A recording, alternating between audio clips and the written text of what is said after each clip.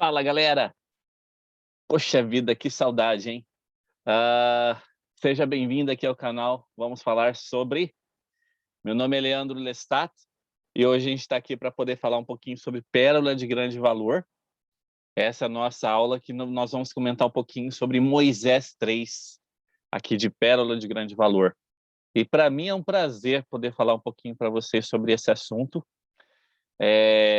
Essa semana, na verdade, foi uma semana um pouquinho mais corrida para mim,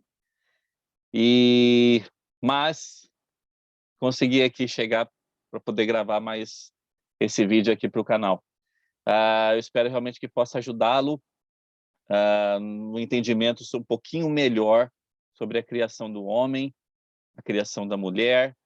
Hoje nós vamos falar bastante sobre Adão e Eva, o propósito da criação de Adão e Eva, e também a gente vai falar bastante sobre o Éden e o que foi dado ao homem quando ele foi criado para estar aqui na Terra. Então, a gente vai falar um pouquinho sobre essa parte também, tá? Então, se você não curtiu ainda esse vídeo, se você gosta de falar desse assunto, então não esqueça de fazer isso aqui embaixo, curte o vídeo, compartilha com seus amigos, pede para a galera também vir aqui no canal, se inscrever no canal, né, acionar o sininho que fica aqui embaixo. A gente sempre pede isso, né? Mas não esqueça de fazer isso também, beleza? Lembrando também que eu gostaria que você, deixando aqui indicação, né, que você possa lá conhecer um pouquinho o canal da Cilei, é o canal Sarça Ardente, ok? Eu estou deixando o link aqui embaixo também para que você possa lá conhecer um pouquinho sobre esse canal, beleza? Então vamos lá, falando um pouquinho sobre essa parte, né, de Moisés, é interessante a gente notar quais são os temas que são falados aqui no livro de Moisés. E nós precisamos falar sobre esses temas também. Então, 4 coisas que são essenciais para que nós possamos falar e entender um pouquinho melhor sobre o livro de Moisés. Primeira coisa, toda a humanidade nasceu como filhos e filhas espirituais de Deus, o Pai. Então, essa é a primeira doutrina que precisamos identificar aqui. Todos os filhos e filhas, toda a humanidade, nasceu como filho espiritual de Deus, o Pai. Então, essa é a primeira verdade. Segunda verdade seria relacionada aos filhos do Pai Celestial. Eles participaram de um conselho e eles decidiram seguir o seu plano e rebelar-se contra Lúcifer. Tá? Isso está lá em Moisés 4, que vai ser a nossa próxima discussão aí num próximo vídeo. A terceira coisa seria, aqueles que escolheram seguir o plano do Pai Celestial decidiram seguir Cristo e continuaram a crescer e progredir. Alguns deles participaram da criação da Terra. Olha que interessante isso, né? Então, alguns desses seres que decidiram seguir Cristo participaram também da criação da Terra, que foi o que a gente viu na aula passada. Né? Na última discussão, nós falamos um pouquinho sobre a criação do mundo. E o quarto ponto seria, uma terra paradisíaca foi criada aqui na Terra, e um corpo imortal e paradisíaco foi preparado para Adão e Eva. Então, estes foram os primeiros de todos os filhos e filhas espirituais de Deus que vieram aqui na Terra. Então, é importante essa doutrina, porque Adão e Eva foram os primeiros homens, né? O primeiro homem, a primeira mulher a ser criados e a estarem aqui na Terra. Okay? Então, essas 4 doutrinas estão nessa primeira parte do livro de Moisés. O profeta Joseph, ele falou o seguinte: todo homem que recebe o chamado para exercer seu ministério a favor dos habitantes do mundo foi ordenado precisamente para esse propósito no grande conselho dos céus, antes que o mundo existisse. Lá no versículo 1 de Moisés 3 fala o seguinte: assim o céu e a terra foram terminados, e todas as suas hostes. Então aqui estão 2 coisas que estão faladas aqui. Que céu e terra foram terminados, que é o que a gente viu na aula passada. Foi concluído aquele trabalho, e o Senhor viu que aquela obra era boa. E ele fala também, e todas as suas hostes. Joseph Smith continua falando sobre isso, e ele vai falar um pouquinho sobre o significado de ser hostes, né? Ele fala: suponho que eu tenha sido ordenado a esse ofício naquele grande conselho. Ele dando testemunho sobre o chamado de profeta dele, né? Dizendo que ele foi chamado também e ordenado naquele grande conselho. O presidente Joseph Fielding Smith, ele falou o seguinte: o Senhor informou a Abraão que ele tinha escolhido governantes entre as inteligências que foram organizadas, as quais receberam então diversas responsabilidades ao longo de eras. Então, Abraão era um desses escolhidos. Então, é razoável acreditar que, no princípio, antes que a terra estivesse feita, o Senhor tenha organizado todas as coisas, desde o princípio até o final dos tempos. Está escrito nas Escrituras: assim o céu e a terra foram terminados e todas as suas hostes.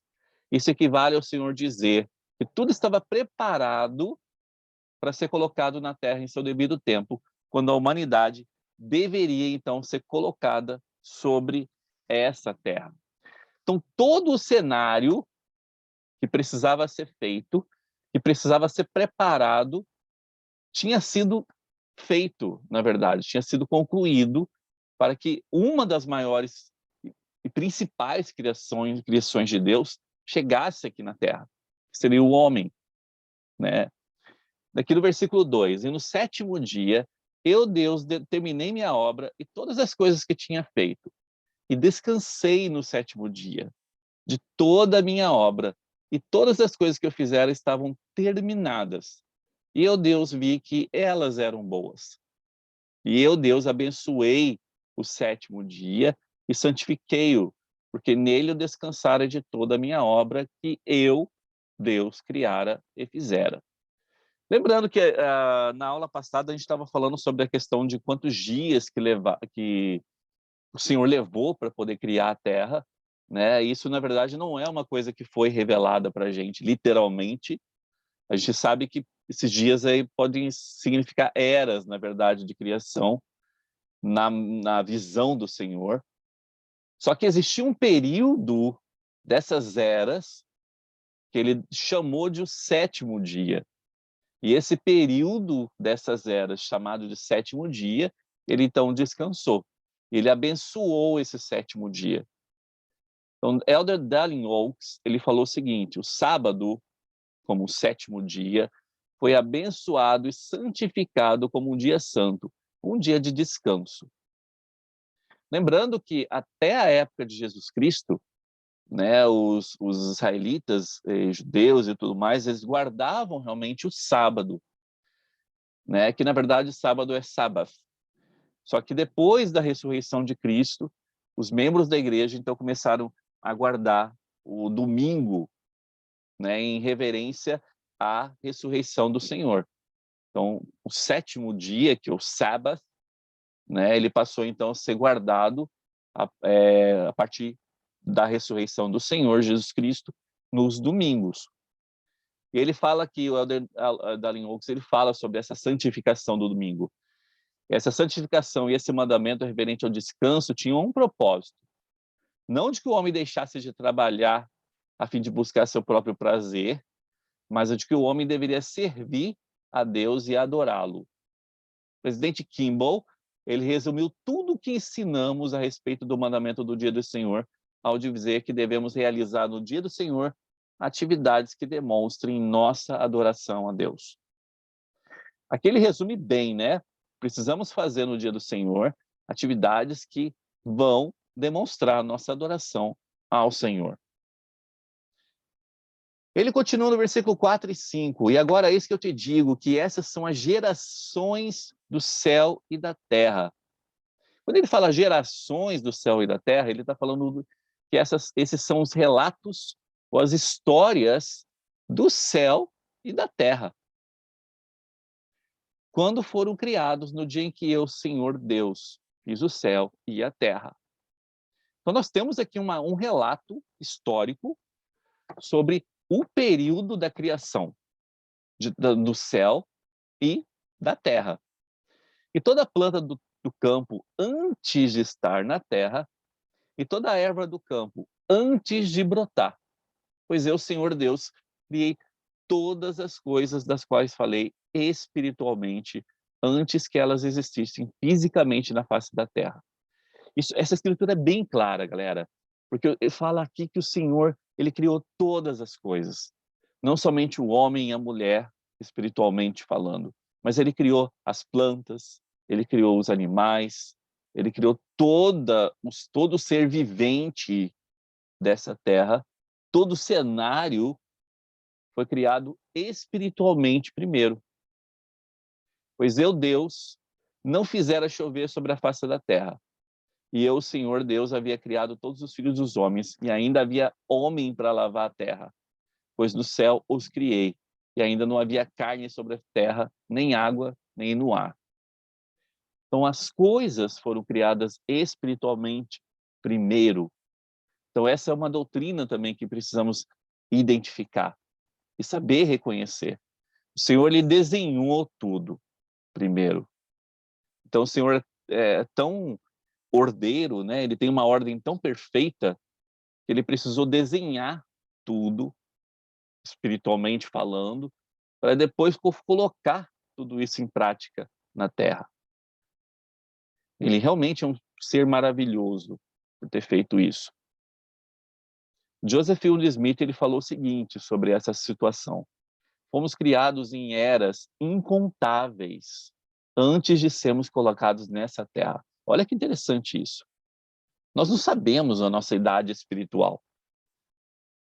Nós podemos saber a nossa idade física, mas a nossa idade espiritual, a gente não tem nem ideia, porque nós fomos criados antes de sermos colocados nessa terra. Então, fomos criados em eras incontáveis lá atrás. Então, lá em Abraão 3, 22 e 28, a gente vai ver isso mais para frente, nós descobrimos que o plano de salvação foi apresentado aos espíritos ou inteligências antes de a terra ser formada. Sendo isso verdade, então o homem, os animais, as plantas não foram criados em espíritos na época da criação da terra, mas muito antes disso. Em 1925, a primeira presidência ensinou o seguinte: o homem como espírito foi gerado e nascido de pais espirituais. Ele foi criado até a maturidade nas mansões eternas do Pai, antes de vir para a Terra. Aqui na Terra, então, ele ganhou um corpo material para passar pela experiência da mortalidade. Preciso nem falar muita coisa aqui, né, sobre essa parte. É interessantíssimo a gente poder notar isso, saber realmente que nós, e não somente nós, mas o mundo todo, tudo que existe na Terra, foi criado espiritualmente primeiro. E como falou aqui, foi criado em eras incontáveis lá atrás. Então essa é uma verdade tão profunda e tão especial para que nós possamos entender, que realmente ela faz todo sentido. Versículo 7. E eu, Senhor Deus, formei então o homem do pó da terra, e soprei em suas narinas o fôlego da vida. Quando ele fala aqui do pó da terra, galera, ele está falando, na verdade, de todos os elementos da terra. Então, na verdade, o homem não foi formado só do pó, mas ele foi formado de elementos que existem na terra. Então, o homem tornou-se uma alma vivente. Quando ele fala alma, ele está falando, então, que o homem tornou-se o corpo e espírito juntos. Ele tornou-se uma alma vivente. A primeira carne na terra, o primeiro corpo mortal na terra. Lembrando que naquela época ele era imortal. Também o primeiro homem. Não obstante, todas as coisas foram criadas antes, mas espiritualmente foram elas criadas e feitas de acordo com a minha palavra. Então o Senhor pincelou todas as coisas primeiramente. O presidente Kimball falou o seguinte: o homem tornou-se uma alma vivente. A humanidade, tanto o macho quanto a fêmea, foram criados nessa época. Os criadores sopraram em suas narinas o fôlego da vida, e o homem e a mulher tornaram-se, então, almas viventes. Não sabemos exatamente como aconteceu sua chegada a esse mundo, mas quando fomos capazes de compreender, o Senhor nos dirá. Interessante o que ele fala aqui, né? Nós não somos capazes ainda de entender como é que foi esse processo da chegada do homem aqui na Terra. Mas que um dia o Senhor nos dará essa resposta. O elder Bruce R. McConkie, ele falou, os elementos naturais que compõem a Terra física são às vezes chamados de pó nas Escrituras. Adão, portanto, foi criado do pó da terra, ou seja, o corpo físico que ele recebeu foi criado a partir de elementos físicos da terra. De modo semelhante, todos os homens foram criados do pó da terra. Então, ou seja, os elementos organizados em um corpo mortal são reunidos, então, por meio do processo do nascimento. É o que acontece no nascimento, não é? Na criação física, o homem tornou-se uma alma, então, vivente. Isso significa que o seu corpo espiritual ganhou, então, um corpo físico de carne e ossos. O presidente Joseph Fielding Smith, ele explicou que o corpo de Adão e Eva era, a princípio, vivificado pelo espírito e não por sangue. Então, isso é uma outra coisa legal para a gente saber, né? Naquela época, antes da queda, quando o homem era imortal, Adão e Eva, eles eram vivificados não pelo sangue, mas eles eram vivificados por espírito. Então, após a queda provocada pela transgressão da lei sobre a qual Adão vivia, o fruto proibido, ele teve então o poder de produzir sangue e modificar a sua natureza, fazendo então a mortalidade ocupar o lugar da imortalidade, fazendo então com que aquela imortalidade que eles tinham passasse a ser mortalidade. E todas as coisas, participando da modificação, tornaram-se então mortais. Então é interessante isso. Então, com a queda, não somente o homem e a mulher se tornou mortal, mas todas as coisas que foram criadas também se tornaram mortais. Desse modo, na queda, Adão e Eva tornaram-se os primeiros seres na Terra que tinham, então, carne mortal. Ou seja, carne essa que seria sujeita à morte. Versículo 8. E eu, Senhor Deus, plantei um jardim ao oriente, no Éden, e ali eu pus o homem que eu havia formado. Então, quando ele fala aqui do Éden, onde que fica o Éden? O presidente Kimball tem essa resposta para a gente. O local escolhido para o Jardim do Éden foi o condado de Jackson, no estado de Missouri, onde hoje se encontra a cidade de Independence. Ele foi ocupado no início da criação por Adão. Então, olha que interessante isso, né? Onde fica o Éden? Ele fica lá no condado de Jackson, no estado de Missouri. Lembrando que, isso a gente comentou lá em Isaías, comentou no curso de Apocalipse também, lembrando que quando o Senhor vier, durante a época da segunda vinda dele, a Terra vai passar por uma modificação, e essa modificação vai fazer com que todos os continentes possam se juntar, e a Terra, na verdade, ela vai ter dois centros novamente. Vai ter a velha, a nova Jerusalém e a Jerusalém. A Nova Jerusalém vai estar aqui no que a gente chama do continente americano, e a Jerusalém antiga vai estar lá em Jerusalém mesmo. Então, a Terra, na verdade, ela vai ser totalmente juntada novamente, né? Assim como era na época de Adão e Eva. Continuando no versículo 9. E da terra fiz eu, o Senhor Deus, brotar fisicamente toda a árvore agradável à vista do homem. E o homem, então, pôde contemplá-la. E ela tornou-se também uma alma vivente, pois era espiritual no dia em que eu criei, pois permanece na esfera que eu, Deus, a criei. Sim, como todas as coisas que preparei para o uso do homem. E o homem viu que era boa como alimento. E eu, Senhor Deus, também plantei a árvore da vida no meio do jardim, e também a árvore do conhecimento do bem e do mal. Então, o que é essa árvore da vida? A árvore da vida, na verdade, ela era um símbolo figurativo representando então a vida eterna.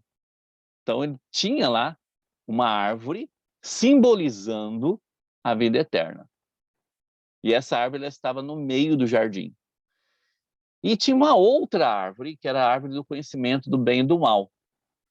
Essa árvore representava como, por quê e de que modo a mortalidade e tudo a que ela se refere passou a existir. Então nós temos essas duas árvores aqui nesse cenário colocado ali para ele. O presidente Joseph Fielding Smith ele falou o seguinte: no mundo religioso em que a verdade do evangelho é mal entendida, creio em geral prevalece a ideia de que o homem é o único ser na Terra possuidor do que se chama alma ou espírito. Nós sabemos que esse não é o caso, pois o Senhor disse que não só o homem tem espírito, sendo assim alma vivente, mas os animais do campo, as aves do céu, os peixes do mar, tudo isso possui espírito e, portanto, são almas viventes. Isso está no livro Doutrinas de Salvação. Lá no versículo 16 e 17 fala o seguinte: e eu, Senhor Deus, ordenei ao homem, dizendo, de toda árvore do jardim podes comer livremente. Então ele falou, beleza, tudo que você tem aqui é para o seu bem. Então você pode se alimentar de tudo que você está vendo. Só que, lá no 17 ele falou, mas da árvore do conhecimento do bem e do mal não comereis. Não obstante, podes escolher segundo a tua vontade, porque te é dado. Mas lembra-te de que eu o proíbo, porque no dia em que dela comeres, certamente morrerás. Então ele deu uma advertência aqui. Ele falou, você pode comer de onde você quiser. Você pode escolher segundo a sua vontade. Só que tem uma árvore que eu proíbo você de comer, que é aquela do conhecimento do bem e do mal. Porque no dia que você comer ela, você vai certamente morrer. Quando ele fala que morrer, na verdade ele está falando da condição imortal de Adão. Ele perderia aquela condição imortal e passaria então por uma condição mortal. Consequentemente, com isso, a morte aconteceria. Olha que interessante isso. Só para o ser humano o Criador disse, podes escolher segundo a tua vontade, porque te é dado. Só para o ser humano isso foi falado. Uma vez que Deus deseja que o homem se tornasse como ele, era preciso que ele, em primeiro lugar, o tornasse livre para as escolhas. Assim, o homem recebeu a maior bênção que pode ser dada aos seres mortais, o dom do livre-arbítrio. Sem esse divino poder de escolha, a humanidade não poderia progredir. O presidente Joseph Fielding Smith falou o seguinte, é assim que eu interpreto. O Senhor disse a Adão, eis aqui a árvore do conhecimento do bem e do mal. Se quiser ficar aqui, então não pode comer desse fruto, não pode comer dessa árvore. Se quiser ficar então aqui, eu proíbo de comê-lo. Mas pode fazer segundo a sua vontade e pode comer dele, se assim o desejar. Mas, se você comer, você vai morrer. Eu, o Senhor Deus, então disse a meu unigênito. O Senhor disse a Jeová, né? Que não era bom que o homem estivesse só. Por conseguinte, farei uma adjutora própria para ele. Quando ele fala que a adjutora, ele está falando aqui, na verdade, o que a gente chamaria de coadjutora do homem. Então, quando a gente fala coadjutora, a gente coloca esse prefixo co na frente. Isso indica companhia, fazer em conjunto. Então, quando ele falou adjutora, ele quis dizer que, na verdade, ele queria trazer, então, uma companhia para que fosse feito, então, um conjunto que serviria para a obra do Senhor. Ou seja, quando a gente fala do papel da mulher sendo criada, a gente está falando de uma companheira capaz e necessária em completa parceria com o homem. Então, isso é a adjutora, é ser uma completa parceria junto ao homem. Então, o presidente Howard W. Hunter falou sobre isso. Esse relacionamento entre marido e mulher, né? O portador do sacerdócio aceita a esposa como sócia na liderança do lar e da família, com pleno conhecimento e participação em todas as decisões. Então, olha que interessante isso, né? Então, quando a gente está falando de coadjutora, a gente está falando exatamente dessa participação que existe da mulher em toda a situação financeira ou rotineira, seja lá qual for, relacionada à administração do lar e tudo mais. O presidente Joseph Fielding Smith ensinou o seguinte: o casamento conforme instituído no princípio era um convênio eterno. O primeiro homem e a primeira mulher não foram casados até que a morte os separasse. Isso é importante. Então, eles não foram casados até que a morte os separasse, pois naquela ocasião ainda não existia morte no mundo. A cerimônia na época foi celebrada pelo próprio Pai Eterno, cuja obra não tem fim. Então, a vontade do Senhor é que todos os casamentos tenham caráter semelhante. E tornando-se uma só carne, o homem e a mulher, então, devem continuar casados, segundo o plano do Senhor, durante toda a eternidade, assim como nesta vida mortal. Eu acho muito interessante aqui, quando ele fala sobre esse papel da mulher na criação, né? E foi dado também o poder para Adão aqui, lá no versículo 20, bem interessante. E Adão deu nome a todo o gado e a todas as aves do ar e todos os animais do campo.